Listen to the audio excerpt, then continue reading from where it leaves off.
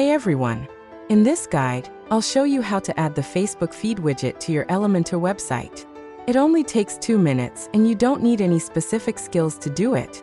First, go to Elfsight and choose the Facebook feed widget in the menu list. Link in the description. Click Create Widget. So let's create your widget. Begin by choosing a template that suits your needs best. Click Continue with this template. Connect your business's Facebook page to the widget to display its feed, posts, and other content on your website. Adjust the width and height of your widget, choose a predefined header style, and customize the menu, posts, photos, and albums elements to create a layout that perfectly fits your website.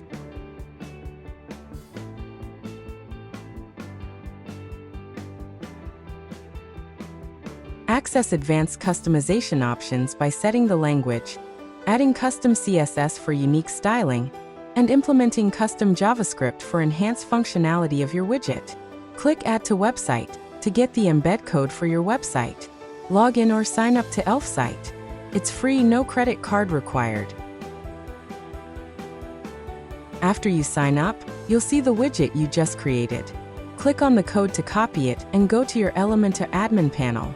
In your Elementor editor, add an HTML widget to your page, then paste the widget code into it.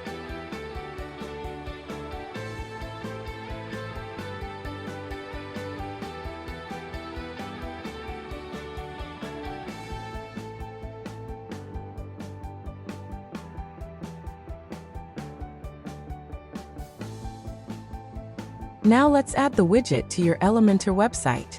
If you want to embed it on a specific page, open Pages, choose the one you want and click Edit with Elementor.